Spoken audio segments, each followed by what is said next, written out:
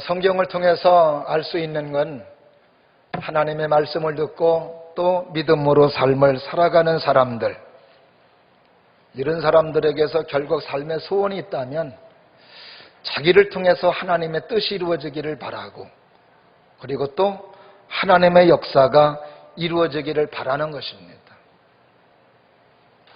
그러니까 하나님의 일꾼으로서 삶을 살아가는 그것이 믿음으로 삶을 살아가는 사람들에게는 축복이고, 이것이 또 하나님을 진짜 믿는 믿음의 사람들의 소원이라고 얘기할 수 있습니다. 마태복음 9장에 보면 예수님께서 돌아다니시며 하나님의 말씀을 전하시고, 그리고 천국의 복음을 전파하세요. 그리고 아픈 사람들을 치료해 주시고 어려운 사람들의 문제를 해결해 주시며, 참 사람들을 볼 때마다 예수님께서는 불쌍히 여기시고, 그러면서 하시는 이야기가 목자 없는 양 같다 하고 참 안타까워하셨습니다. 그러면서 곁에 있는 제자들에게 하시는 말씀이 추수할 곳은 많은데 일꾼이 부족하다고. 이것은 우리 주님께서 제자들에게 너희들이 빨리 믿음의 사람이 돼서 이렇게 영혼을 추수해야 되는 일이 많이 있는데 그 추수하는 일꾼이 되어서 하나님을 기쁘시게 하고 많은 사람들을 좀 아름답게 축복으로 인도하라고 하시는 예수님의 준엄한 명령이요 부탁이 아닐까, 그런 마음을 가져보게 됩니다. 이렇게 하나님의 일이 많고 그리고 추수할 곳이 많이 있지만, 그렇다고 하여 이 소중한 하나님의 일은 아무에게나 맡길 수 없고 아무나 또 할 수도 없는 것입니다. 성경 속에서 하나님의 일하는 사람들을 보게 되면 몇 가지 특징들이 있는데, 그 가운데 하나가 하나님의 귀한 일을 감당하는 사람들은 모두가 다 한결같이 성령의 사람들이었어요. 아브라함도 성령의 사람, 모세도 성령의 사람, 다윗도 성령의 사람, 사울도 하나님께 쓰임받을 때 성령의 사람, 엘리야도 성령의 사람, 입다도 성령의 사람, 삼손도 성령의 사람, 아멘 끝까지 안 해. 그 성령의 사람들이 하나님의 소중한 일을 감당하신 걸 볼 수 있습니다.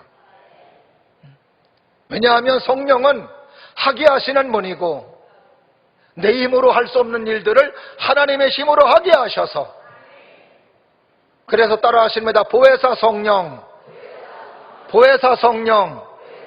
이 보혜사라고 하는 것은 뭐냐? 보혜사는 돕는 자, 협력자라는 뜻이 있어요. 구약 성경에는 특별한 하나님의 일을 감당하는 사람들에게만 하나님의 성령이 임하였습니다. 그러나 예수님 믿는 신약의 시대의 사람들에게 감사한 것 가운데 하나는, 모든 사람들에게, 특별한 사람들에게만 하나님의 성령이 임하는 것이 아니라 예수님 영접하고 믿음으로 삶을 살아가는 사람들에게는 하나님의 성령이 임하여 하나님의 놀라운 일들을 감당하게 하신다는 것입니다.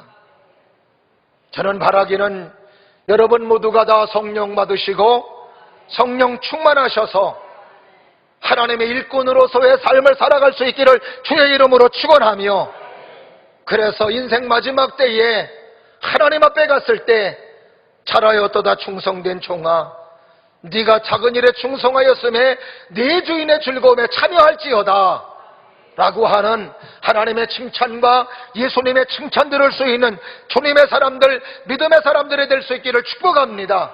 그래서 우리가 하나님의 성령을 받아야 돼요. 하나님의 성령을 받으면 용기가 옵니다. 하나님의 성령 받으면 지혜가 옵니다. 하나님의 성령 받으면 지식이 있습니다. 하나님의 성령 받으면 용기가 납니다. 하나님의 성령을 받으면 하나님의 힘이 나에게 옵니다. 나의 힘이 아니라 하나님의 힘으로 할 수 있는 사람, 나의 힘이 아니라 하나님의 성령의 힘으로 하나님의 사명을 감당하며 하나님의 일을 감당할 수 있는 여러분들 되셔서, 그래서 결국 여러분들을 통하여 하나님의 놀라운 일들이 이루어지기를 바라며 하나님의 역사가 나타날 수 있기를 주님의 이름으로 축원합니다. 미국의 영적인 거장으로 아레이 토레이 목사님이 계십니다. 한국 사람들이 특별히 이 목사님에게 관심을 가져야 되는 이유는, 이 목사님은 1920년 돌아가셨어요. 근데 이분은 미국에서도 영적인 거장이시고 그리고 신학자요 그리고 목사님이셨습니다. 이 목사님의 자녀가 중국에 왔다가 한국전쟁에 참여하여 한국전쟁에서 장애인들을 돌보았던 소중한 분이고 그리고 그분의 아들이 성공의 목사님으로 예수원을 설립하고 지금 강원도 태백에 있는 예수원 기도원, 지금은 그의 아들이 아레이 도레 목사님의 4대 손이 지금 원장으로 계셔요. 이 아레이 도레 목사님이 성령 받는 법 7가지를 이렇게 얘기합니다. 예수님을 영접해야 된다고, 두 번째가 십자가 밑에 죄를 고백하고 회개해야 된다고, 세 번째가 세례받아야 되고, 네 번째가 순종입니다. 다섯 번째가 성령을 사모해야 되고, 여섯 번째가 간절히 기도해야 되고, 그리고 일곱 번째는 성령이 반드시 나에게 역사한다는 걸 믿을 때 하나님의 성령이 임하여 나의 힘이 아닌 하나님의 힘으로, 나의 능력이 아닌 하나님의 능력으로 하나님의 놀라운 일을 감당할 수 있다고 말씀해 주시고 있습니다. 한마디로 말하면 예수님 영접하고 그리고 세례받고 그리고 순종하여 말씀에 순종하며 그리고 기도하는 자가 될 때 하나님의 성령이 임하여 하나님의 역사를 이룰 수 있는 사람이 됨을 말씀해 주시고 있는 것입니다. 오늘 본문의 말씀 속에서도 성령의 힘을 입어 하나님의 사명을 감당하는 베드로와 사도들의 이야기가 오늘 본문의 말씀입니다. 이 당시 하나님 복음을 전하며 예수님 복음을 전하는 일들이 그렇게 쉽지 않았습니다. 사두개인들이, 바리새인들이, 대제사장이, 제사장들이 방해하고 그리고 하나님의 말씀을 전하지 못하게, 예수님 복음 전하지 못하게 하였기 때문에 그렇게 쉬운 일이 아니었어요. 그럼에도 불구하고 베드로와 그리고 사도들이 예수님을 말할 수밖에 없는 건 죽었다가 살아나신 이가 부활 승천하시며 이것을 베드로하고 그리고 사도들이 보았으니 올라가시면서 나를 증언하라고 하시는 예수님 말씀을 어떻게 따르지 않을 수가 있느냐 이 말이죠. 아무리 못하게 하는 사람들이 많이 있다 할지라도 베드로와 사도들은 예수님을 증언합니다. 예수님 증언하는 것 때문에 사두개인들에 의해서, 바리새인들에 의해서, 대제사장과 제사장들에 의해서 감옥에 갇히기도 했습니다. 오늘 본문의 말씀에 이전에도 감옥에 갇혔어요. 대제사장이 감옥에 갇혀있는 그들을 끌어오라고 신문하려고 한다고, 그래서 전령들을 보내서 감옥으로 베드로하고 사도들을 끌어오기 위해서 감옥에 갔는데 감옥이 텅 비어 있었던 곳이었습니다. 왜 그런가 하니 주의 사자가 나타나셔서 감옥문을 열어주시고 그리고 감옥에서 나가서 그리고 하나님의 성전에서 하나님의 복음을 전하도록 하게 하셨기 때문에 감옥이 없었던 곳이었어요. 제사장은 다시 전령들을 보내 베드로와 그리고 사도들을 이제 신문하기 시작합니다.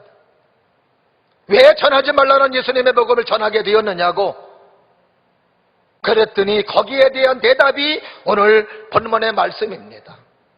생각해 보십시오. 당신들의 말을 듣는 게 옳은가? 아니면 죽었다가 살아나신 예수님께서 살아나신 그 부활의 복음을 전하라고 하나님께서 말씀을 하셨는데 그 말씀에 순종하는 것이 마땅한 것이 아니냐고. 예수님은 십자가 되셨지만 부활하심으로 임금이 되시고 구주가 되셨는데 어떻게 이분을 말하지 않을 수가 없느냐고. 그러면서 베드로와 사도들이 이야기합니다. 순종하는 사람들에게 주신 성령도 이렇게 부활하신 예수님을 증언해 하는데 성령 받은 우리가 부활하신 예수님을 말하지 않는 것은 잘못된 것이며 말하는 것은 너무나도 당연한 것이라고. 할렐루야. 오늘도 이 말씀 속에서 베드로와 사도들은 말씀에 순종함으로 하나님의 성령이 임하고 성령에 의해서 하나님의 복음을 전하며 하나님의 놀라운 일꾼으로 하나님의 뜻을 이루고 있는 사도들의 모습을 우리는 오늘 본문의 말씀을 통해서 알 수 있습니다. 오늘도 예배드리는 여러분들을 통하여 하나님의 성령의 역사로 하나님의 복음의 증거되기를 바라며 예수님이 전달될 수 있는 은혜의 귀한 역사가 있기를 주님의 이름으로 축원합니다. 그만큼 순종하는 사람들이 중요하며 순종하는 사람들을 통하여 성령의 역사가 있고 그 성령의 역사에 의해서 하나님의 일들이 진행됨을 오늘 본문의 말씀 속에서 우리에게 가르쳐주고 있습니다. 도대체 우리가 하나님의 말씀에 순종할 때 어떤 의미가 있기에 이렇게 순종하는 사람들에게 하나님의 일을 하게 하는 하나님의 성령을 부어주시는지, 오늘도 하나님의 귀한 말씀 속에 날마다의 삶에서 순종의 삶이 이루어지기를 바라고 그 순종의 모습 속에 하나님의 성령이 여러분의 삶에 임하시기를 주님의 이름으로 축원합니다. 순종 속에 어떤 의미가 있느냐? 첫 번째는 순종 속에 사명이 들어있습니다. 따라하십니다. 순종 속에 하나님의 사명이 있습니다. 믿으시면 아멘. 우리가 주님을 만나고 주님의 은혜를 경험하고 그리고 하나님의 사랑을 경험하고 나면 나를 통해서 이루실 그 하나님의 목적과 하나님의 뜻이 있음을 발견하게 됩니다. 그리고 그 사명의 끝에는 하나님의 복음 증거요 예수님 말씀을 전하는 것이 하나님의 사명의 끝으로 귀결되는 걸 볼 수 있습니다. 그래서 우리가 하나님의 말씀에 순종한다라고 하는 것은 처음에는 하나님의 사명감을 가지고 순종하는 게 아닙니다. 오늘도 예배 시작할 때 예배 부름 속에 너희가 하나님의 말씀에 순종하면 들어가도 복을 받고 나가도 복을 받고 이런 하나님의 축복들을 말씀해 주세요. 그렇습니다. 하나님의 말씀에 순종하며 하나님 말씀에 청종하는 삶을 살아갈 때 하나님의 은혜가 임하며 하나님이 약속한 하나님의 복이 임합니다. 그 하나님의 복은 우리에게 유익이 되며 우리에게 축복이 되고 우리에게 삶의 너그러움이 되며 하나님의 은혜가 되는 것을 우리는 우리의 삶에서 알 수 있습니다. 때로는 번성이 있고 때로는 형통함이 있고 때로는 부요가 있고 때로는 치료가 있고 때로는 문제 해결이 있고 이런 것들이 다 뭐냐면 하나님의 말씀의 순종 속에 이루어지는 것임을 볼 수 있습니다.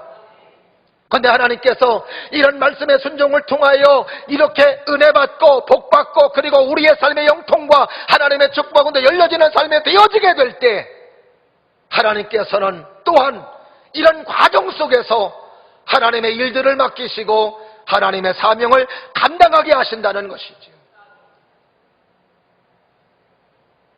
예수님께서 제자들을 부르실 때 예수님이 제자들을 부르신 목적은 사람을 낚는 어부가 되기 위해서 제자들을 불렀어요.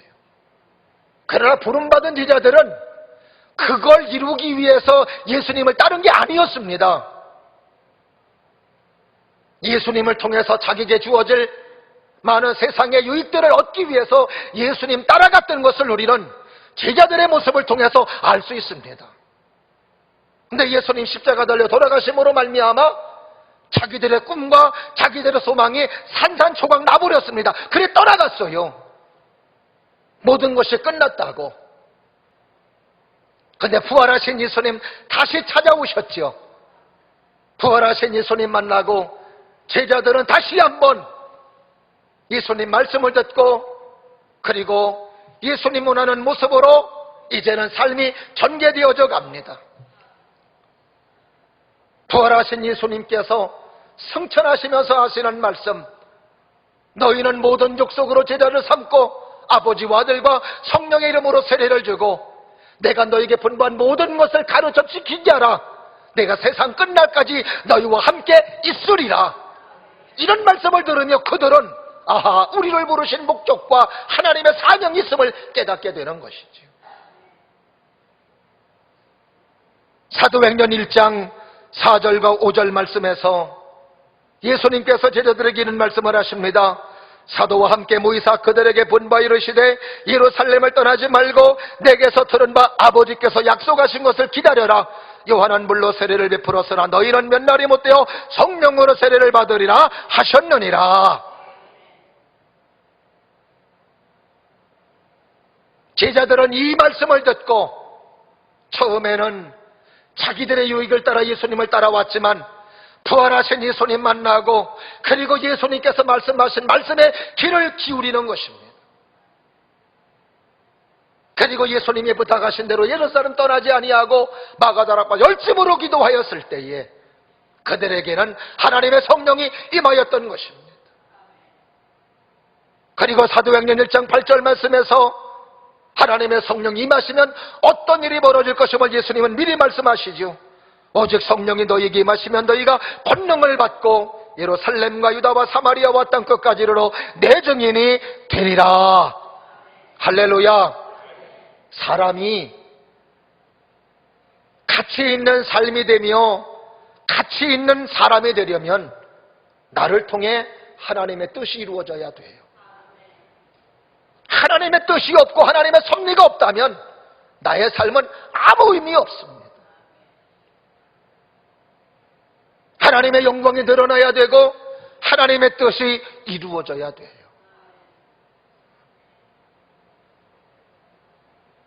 그 하나님의 뜻을 요한복음 6장 38절에 이렇게 말합니다.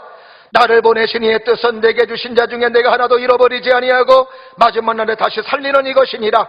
내 아버지의 뜻은 아들을 보고 믿는 자마다 영생을 얻는 이것이니 마지막 날에 내가 이를 다시 살리리라 하시니라. 아들을 믿고 영생을 얻는 것, 이것이 하나님의 뜻이라는 것입니다. 그렇습니다. 하나님의 뜻은 그러기에 교회에서만 일하는 것이 하나님의 일이고 하나님의 뜻이 아니라 여러분의 삶의 터전에서도 하나님의 뜻이 이루어질 수 있음을 말해주고 있습니다. 여러분의 가정에서 안 믿는 자녀들에게, 안 믿는 형제들에게, 안 믿는 부모님에게 아들을 믿도록 도와주는 일, 여러분의 직장에서 하나님을 모르는 사람들, 예수 모르는 사람들에게 아들을 믿게 도와주는 일, 하나님의 복음을 전하며 예수님의 복음을 말하는 일, 그것이 하나님의 일이고 하나님의 뜻임을 말하고 있습니다. 여러분의 사업장을 통하여 돈만 버는 것이 목적이 아니라 만나는 사람들에게 하나님의 말씀을 말하며 예수님의 복음을 전함으로 말미암아 여러분의 삶의 터전에서 예수님을 전하고 아들을 믿게 하며 영혼이 구원되는 역사가 나타난다면 여러분의 삶의 장에서도, 여러분의 가정에서도, 여러분의 직장에서도 하나님의 뜻이 이루어진다라고 하는 것을 말씀해 주시는 것입니다. 그래서 켈빈은 직업 소명을 말씀하신 겁니다.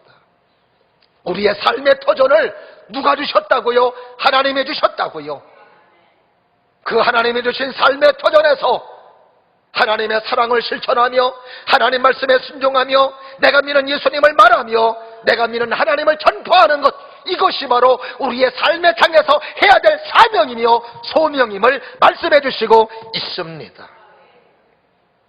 오늘 본문의 말씀 속에서도 베드로와 사도들은 이 사명을 감당하고 있는 것입니다.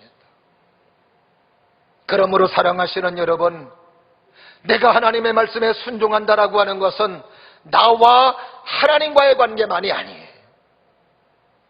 내가 말씀에 순종한다는 것은 내 가족들과 연계되어 있으며 내 교회와 연결되어 있으며 나라와 연결되어 있고 사회와 연결되어 있다는 것을 꼭 기억해야 됩니다.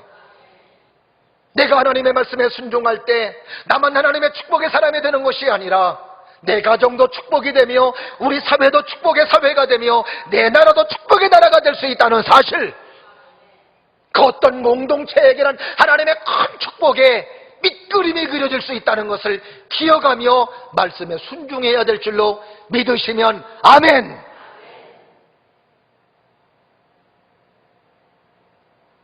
우리 감리교 선교사 펜젤로 목사님, 장로교 선교사 언더우드 목사님, 미국에서의 삶은 평안한 삶이고 그곳에서 목회한다면 평안한 목회할 수 있습니다. 그런데 왜 이렇게 가난하고 헐벗고 아무것도 없는 조선 땅에 와서 아펜젤로 목사님은 43살에 순교당하셨습니다. 왜 이런 삶을 살아갑니까? 성령의 감동에 순종하고 하나님 말씀에 순종하며 삶을 살아가면 살아갈수록 하나님의 사명의 자극의 속에서 불을 또 일어나며 그 사명은 결국 조선 땅에서 하나님의 말씀을 전하며 예수님 천하라는 하나님의 진엄한 말씀이 들려오기에 순종하여 이곳에 와서 그의 힘으로 감당하는 것이 아니라 하나님의 성령의 힘으로 감당했을 때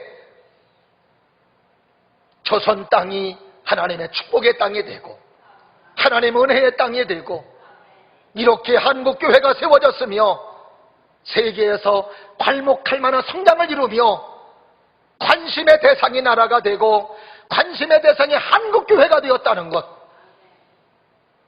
아펜젤로 목사님의 순종과 언더우드 목사님의 순종, 스크랜턴 목사님의 순종, 이런 선교사님들의 순종 때문에 받은 하나님의 축복인 줄로 믿습니다. 그렇기 때문에 하나님의 일을 하기 위해서 순종하다 보면 결국 그 끝에는 하나님의 사명이고, 그리고 하나님의 일꾼으로서 하나님의 복음을 전해야 되는 중대한 사명을 감당해야 될 사명이 있기에 그 일은 내 힘으로 감당할 수 없기에 하나님의 성령이 우리에게 오셔서 하나님의 성령의 능력으로 감당하게 하시는 줄로 믿습니다. 저는 우리 모두가 하나님의 사명을 감당할 수 있는 믿음의 사람들 될 수 있기를 주의 이름으로 축원하며, 그래서 여러분을 통하여 하나님의 권능이 나타나고 하나님의 역사의 연장이 될 수 있기를 주의 이름으로 축원합니다. 그 다음에 두 번째로, 왜 순종하는 사람들에게 하나님의 성령을 부어주실까? 순종 속에 겸손이 있기 때문입니다. 따라하십니다. 순종 속에 겸손이 있습니다. 믿으시면 아멘. 하나님은 교만한 자를 싫어하세요.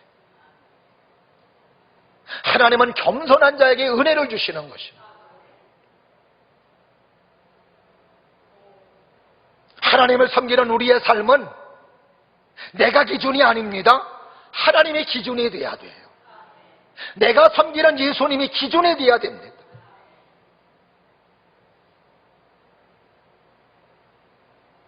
그분을 기준으로 삼고 살아갈 때 우리는 그분의 말하는 것에 길을 쫑긋 세우고 그분이 말씀하시는 것에 따를 수밖에 없는 모습, 이것이 바로 겸손인 것입니다. 여러분들은 얼마나 내가 섬기는 하나님의 말씀에 길을 세우고 그리고 하나님의 말씀에 순종하는가? 사무엘상 15장에 보면 사울이라고 하는 왕이 아말렉과 전투를 벌이는 장면이 나옵니다. 사울은 이스라엘 민족의 초대 왕이었습니다. 왕이 되기 전에는 하나님 앞에 겸손하고 부모님에게 효도하는 정말 아름다운 사람이었어요. 그런 겸손과 그런 사랑의 마음이 있게 하나님께서는 이스라엘 민족의 왕으로 세워주셨습니다. 그런데 그가 왕이 되면서 마음이 변했어요. 겸손이 교만함이 됐어요. 다 하나님의 말씀에 불순종하는 것은 아닌데 자기 입맛에 따라 순종하고 입맛에 따라 안 듣는 거예요. 우리는 예수님께서 십자가상에서 기도했듯이 내 원대로 마옵시고 아버지 원대로, 따라하십니다. 내 원대로 마옵시고 아버지 원대로. 할렐루야. 이게 우리의 믿음의 생활이에요. 근데 사울은 자기 입맛에 맞는 것은 아멘이고 입맛에 안 맞는 것은 노멘이었어요.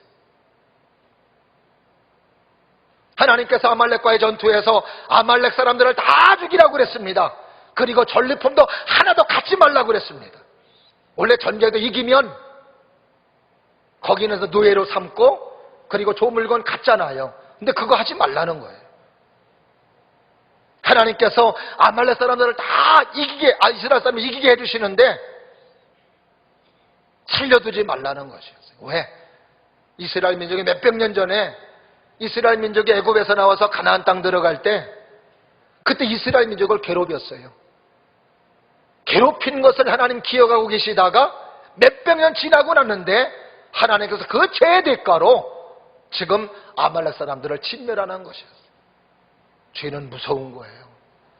그러니까 하나님께서 우리가 죄 때문에 멸망당하지 않도록 우리는 뭐 해야 되겠어요? 회개. 뭐 해야 되겠어요? 회개해야 돼요. 회개. 따라 하시면 회개. 멍멍이 개가 아니고 회개예요. 회개. 하나님은 정말로 사울에게 약속하셨듯이 승리를 주셨습니다. 그럼 사울은 한 사람 남기지 말고 좋은 물건 남기지 말고 다 죽이고 다 버려야 돼요.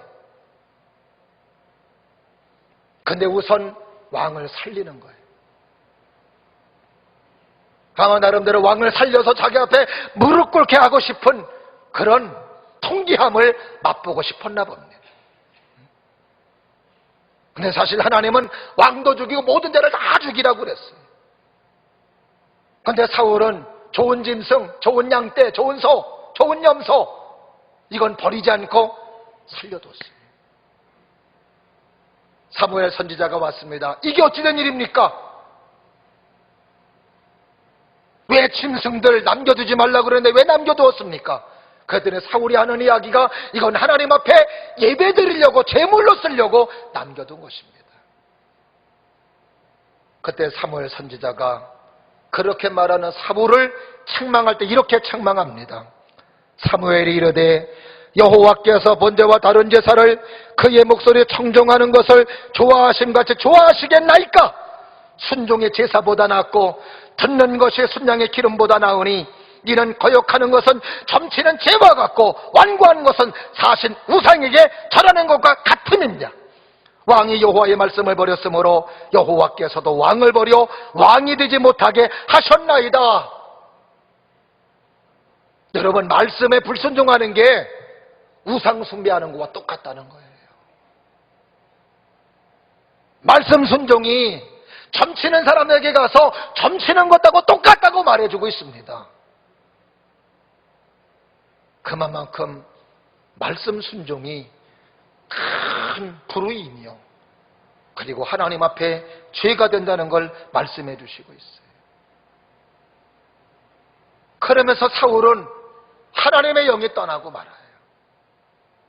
그리고 이후에 다윗에게 사무엘은 가서 기름을 붓습니다. 그 기름을 부을 때 사무엘상 16장 13절 사무엘이 기름 뿔병을 가져다가 다윗의 형제들에게 부었더니 그날 이후로 다윗이 여호와의 영에 크게 감동되니라. 하나님의 영에 감동된 다윗. 그러기에 다윗은 평생 겸손하게 중간중간 다윗이 하나님 앞에 범죄했어도요 하나님의 성령이 또한 그를 지배하고 있었기에 탄식하며 회개하고 하나님 앞으로 돌아올 수 있었던 것도 하나님의 말씀을 들을 줄 아는 겸손 때문이었습니다. 하나님의 말씀을 들을 수 있는 사람, 남의 말을 들을 수 있는 사람, 겸손한 사람이 들어요. 그래서 바울도 선생되지 말라고, 야고보 기자가 그랬죠. 선생되지 말라고. 사랑하시는 여러분, 하나님의 말씀을 들을 수 있는 사람, 사람들의 충고를 들을 수 있는 사람, 겸손한 사람이 듣는 거예요. 그 겸손함으로 갈 때 결국 겸손히 하나님의 일을 하게 하고 그 겸손히 하나님의 뜻을 이루어야 하기에 하나님의 성령을 부어주시고 그리고 그 겸손을 통하여 하나님의 일을 하게 하시고 하나님의 뜻을 이루게 하시는 줄로 믿습니다.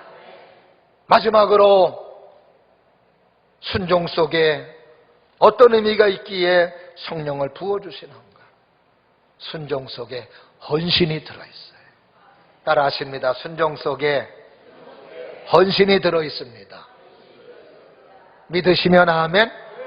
참 주님의 은혜를 뜨겁게 경험하면 주님 뜻대로 살고 싶고 하나님 말씀대로 살고 싶고 이제는 나의 몸이 부서져도 하나님의 일이 잘 되기를 바라는 마음으로 마음이 바뀌어져요. 이게 바로 순종의 결과지요. 사도 바울은 빌립보서에서 예수님을 이렇게 해석합니다. 예수님은 하나님의 성품도 가지고 계시고 인간의 성품도 가지고 계세요. 그래서 예수님을 가리켜 하나님이라고도 하며 예수님이라고도 합니다. 예수님의 신성, 예수님의 인성 다 가지고 계신 분이십니다. 빌립보서 2장 5절부터 8절 말씀 보면 바울은 이런 고백을 합니다. 빌립보 교회 성도들에게 너희 안에 이 마음을 보므라 곧 그리스도 예수의 마음이니 그는 근본 하나님의 본체시나 하나님이심을 말하고 있습니다. 그런데 하나님과 동등됨을 취할 것으로 여기지 아니하시고 오히려 자기를 비워 종의 형체를 가지사 사람들과 같이 되셨고 사람의 모양으로 나타나사 자기를 낮추시고 죽기까지 복종하셨으니 곧 십자가에 죽으심이라. 죽기까지 복종하셨다고 말씀해 주십니다. 그 죽기까지 복종하신 것, 이게 뭐예요? 예수님의 십자가죠. 따라하십니다. 예수님의 십자가. 예수님의 십자가가 죽기까지 순종한 거예요. 복종한 겁니다. 근데 이게 뭐예요? 우리를 위한 제물로 드려진 것이라.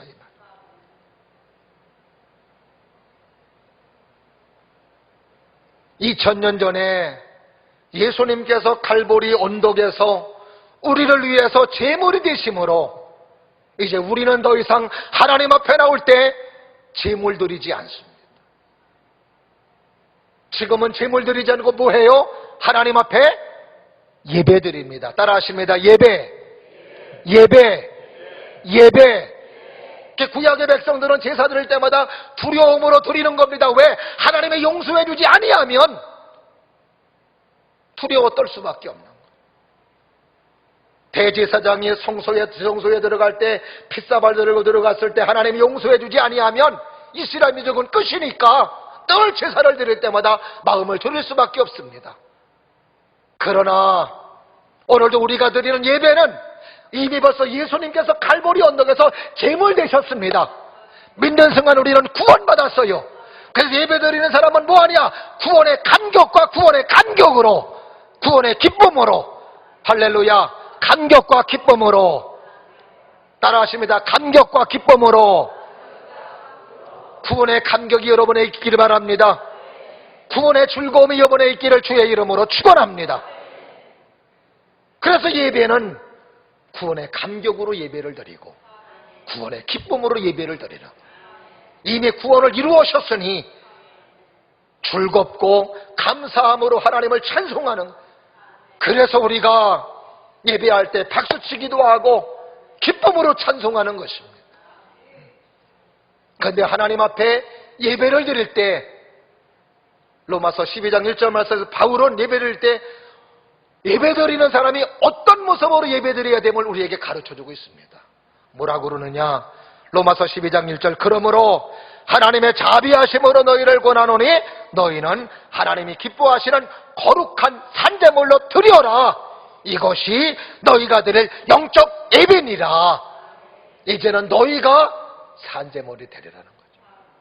구원받았으니 주님을 위해서 헌신을 다짐하고 구원받았으니 헌신을 결단하며 하나님을 위해서 살고 교회를 위해서 충성하며 하나님의 나라를 위해서 최선을 다하는 모습, 이러한 마음으로 예배를 드리고 이런 마음으로 다짐하며 하나님 앞에 예배에 임해야 됨을 말씀해 주시고 있습니다. 주님을 위해서 헌신하고 교회를 위해서 하나님의 일을 감당할 때 내 힘으로 감당할 수 없어요. 그러기에 하나님께서는 헌신을 다짐하는 사람들에게 하나님의 성령을 부어주셔서 사람의 힘으로 헌신하지 아니하고 하나님의 힘으로 헌신할 수 있도록 해주시는 것입니다. 저는 우리 교회를 통해서 헌신자들이 많이 있기를 바라요. 여러분들을 통하여 우리 교회 일들이 하나하나 착착착 진행될 수 있기를 주의 이름으로 축원합니다. 저는 끊임없이 여러분들에게 주님이 세운 교회를 위해서 헌신을 요구할 것입니다. 헌신을 부탁할 것입니다.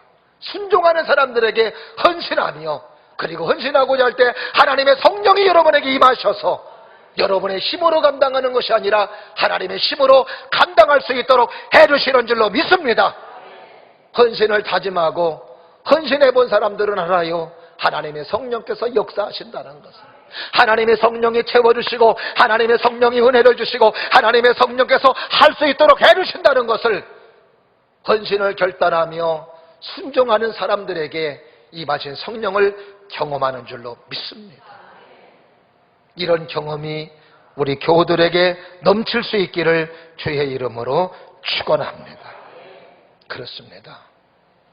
우리가 하나님의 말씀에 순종하는 것은 단순하게 순종의 차원을 넘어서 그 속엔 하나님의 뜻이 들어있는 사명이 있어요. 그리고 그 순종 속에 그 하나님 앞에 겸손함이 하나님 앞에 보여지는 것입니다. 그리고 순종 속에 헌신이 들어있다는 것을 기억하며 오늘도 우리의 이런 사명 감당, 우리 헌신을 통하여 하나님의 교회가 아름답게 부흥되기를 주의 이름으로 축원합니다. 하나님의 성령이 임하셔서 여러분의 삶에 이런 성령의 힘으로 여러분의 가정도 우리 교회도 이 사회도 나라도 세워져 나갈 수 있기를 주의 이름으로 축원하며 그래서 하나님을 간증하며 하나님을 자랑할 수 있는 하나님의 백성들이 될 수 있기를 축복합니다. 기도하겠습니다.